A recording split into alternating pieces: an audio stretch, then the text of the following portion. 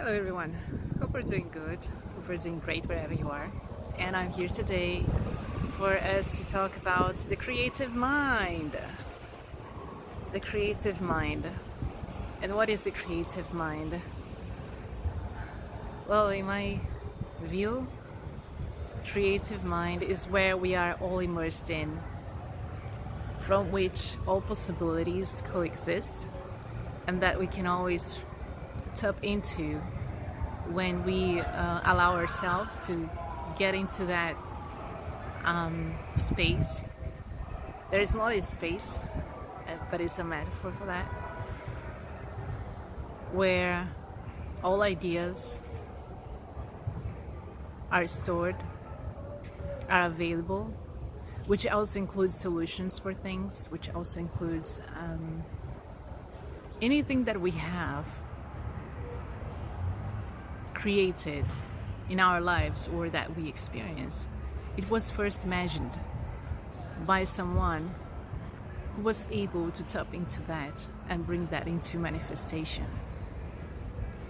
And this can be a simple thing such as a seat, a table, and even greater things like great inventions that humanity can access nowadays in concrete ways.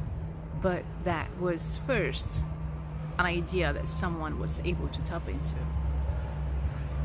So the creative mind is where all those ideas were already present. So how can we tap into the creative mind? It's simply the exercise of us coming back into ourselves and allowing ourselves moments of stillness, of silence, of relaxation, to regain the long view, which is not long, is a metaphor, an extended view, I would say, of what is possible to be manifested here. So it is not about one person thinking if they are creative or not, because creativity is something that is inherited by each and every human being. It is in constant motion. It's constantly flowing. So there's no such a thing as a person who is creative and a person who is not creative. These are illusions created by perceptions, incorrect perceptions.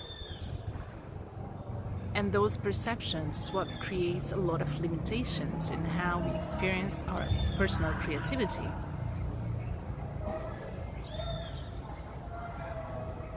As it is something that is present in each and every human being. It's constantly alive.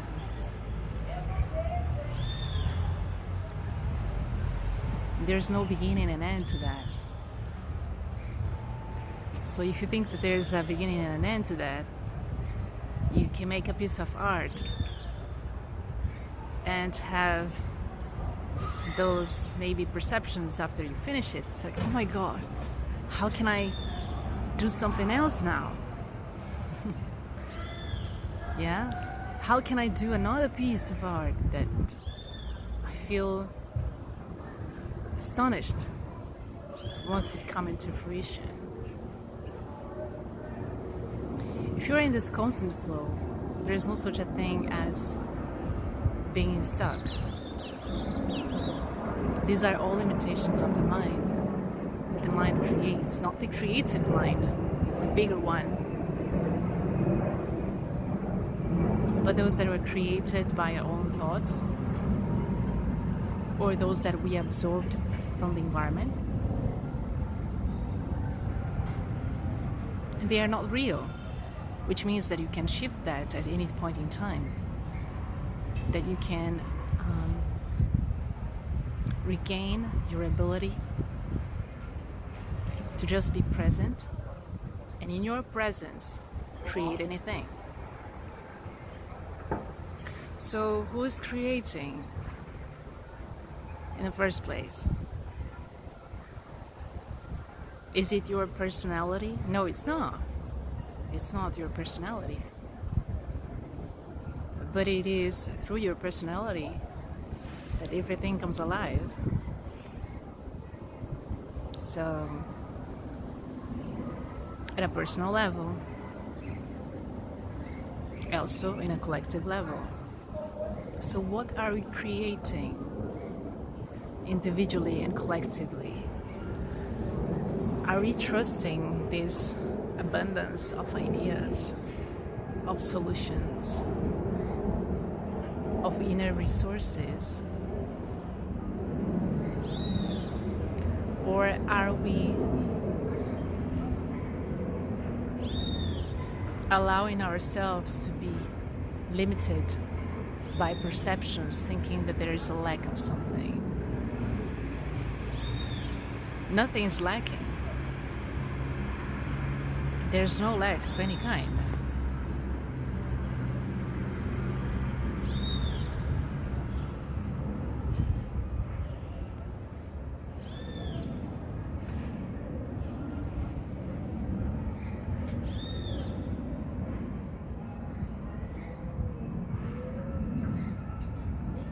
You are having everything that you need in the right now.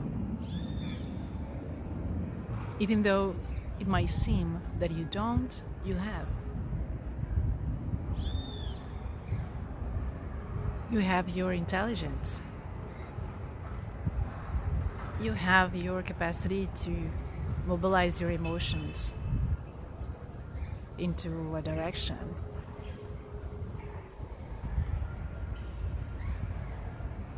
You have the ability to imagine new worlds if you feel like it.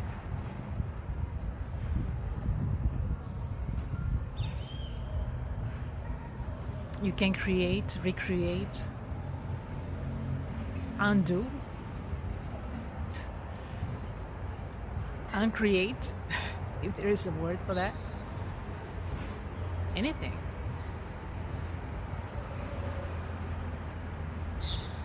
So why be in this constant state of anxiety about the future if in the present moment you can always build your future?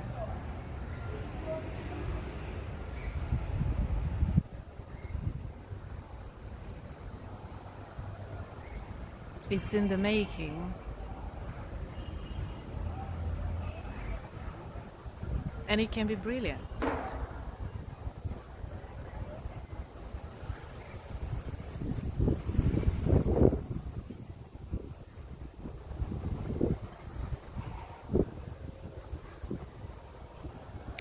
If you're saying to yourself, oh, I lack the motivation to do something, I lack the motivation of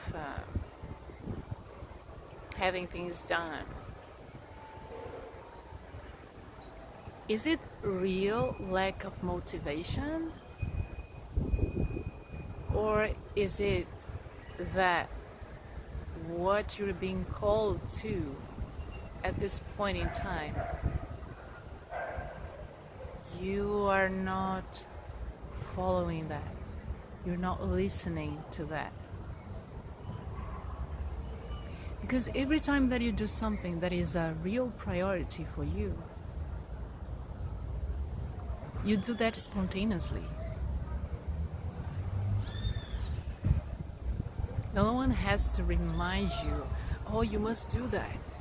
No one has to remind me, for instance, Camila, go singing, or go swimming, or record this video.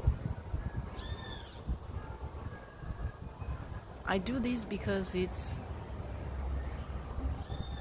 something that feels greater than me every time I do it.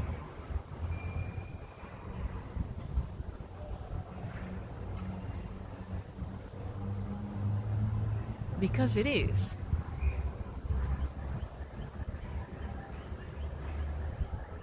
The words just start to make sense while I speak.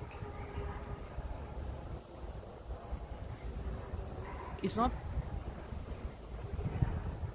something I can predict how it's going to be like.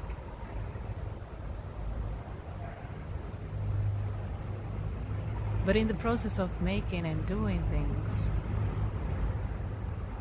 this comes alive.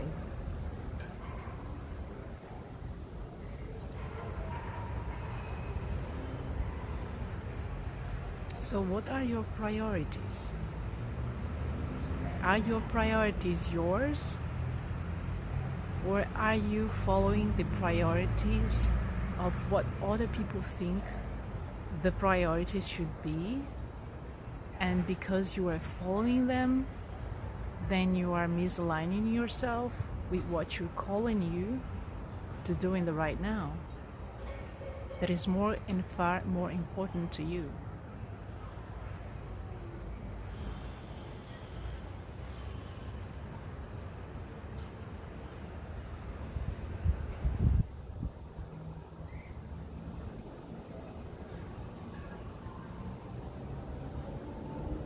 And then comes a previous video I recorded, which was about why you're doing what you're doing and how you're feeling while you're doing that.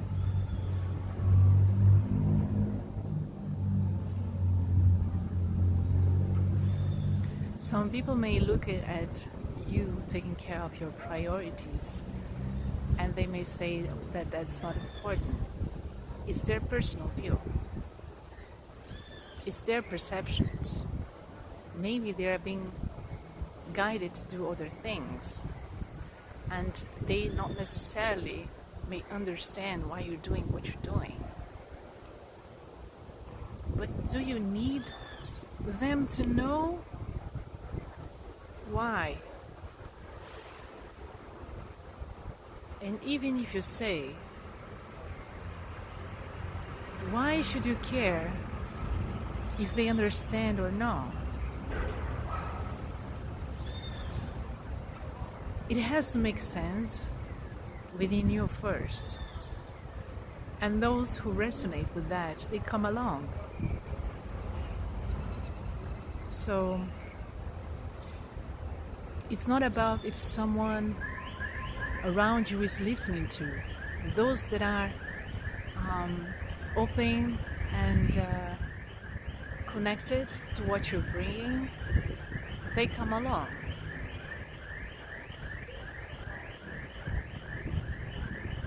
When you do what you are being called to do, it doesn't matter if you have an audience or not.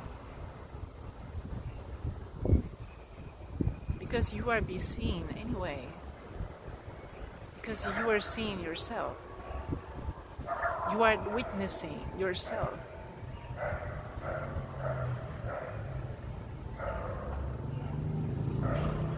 That's cool, isn't it?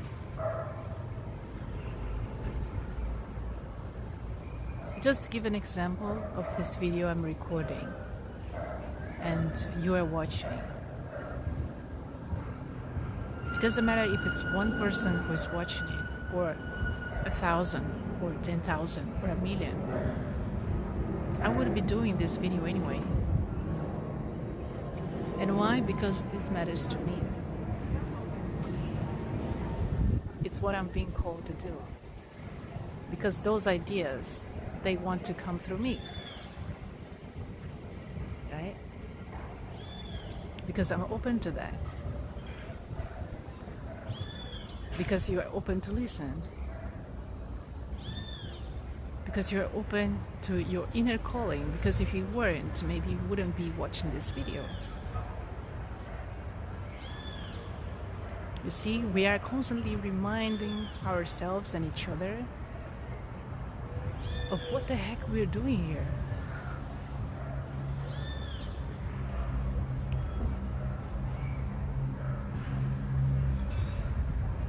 Are you giving yourself the time and space to be with you?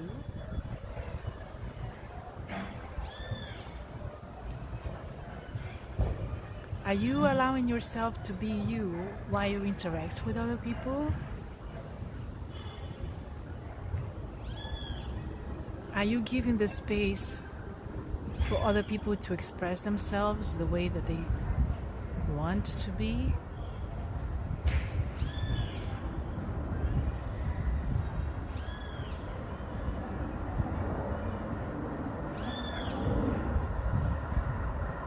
There are a lot of things happening around me now. I have no control over anything. There are birds, some guys playing, I guess, football or basketball. The wind on the trees, the sound of the cars in the street.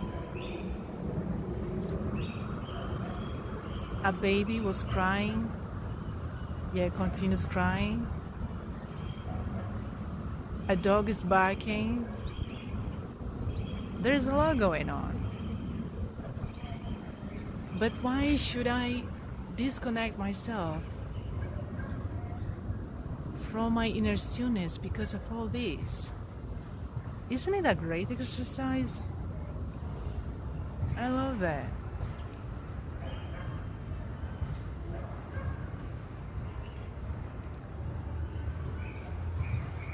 The best way I found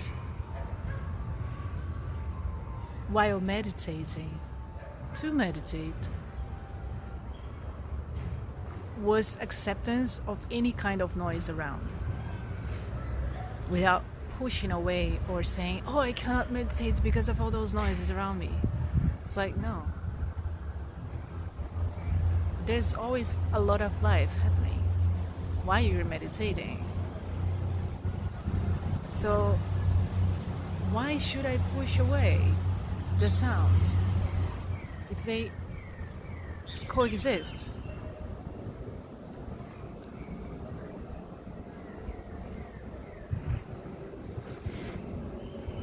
So if they coexist, then there's no need for any of us to be constantly saying, oh, that person can do this and I can't.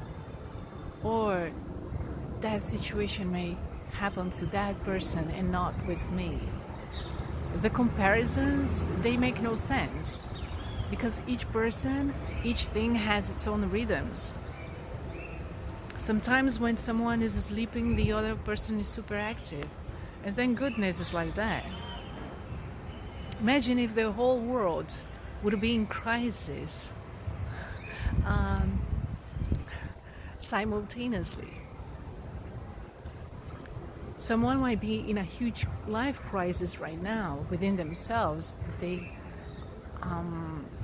it may be happening with you at this point in time or not, or with someone near you, whatever. But it's not because some people are in crisis that everyone is in crisis. And I think there's such a beauty behind that, because look at this. How would the world would be if everybody would be in crisis? We wouldn't be able to sustain ourselves like as this collaborative, interactive system.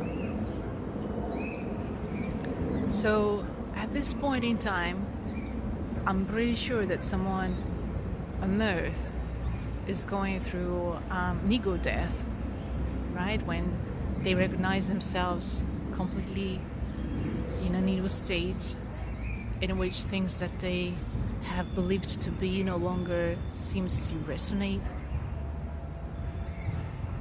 But there are other people at the same time that might be so happy because they rediscovered themselves. And they are doing new things. And they are making new stuff in life. And they are amazed with themselves. Some people now are going through divorce while others are getting married, and they love it. They are loving the experience. So it's good that we have this system that is constantly compensating itself, so that we don't have a lot of breaks when it comes to our physicality.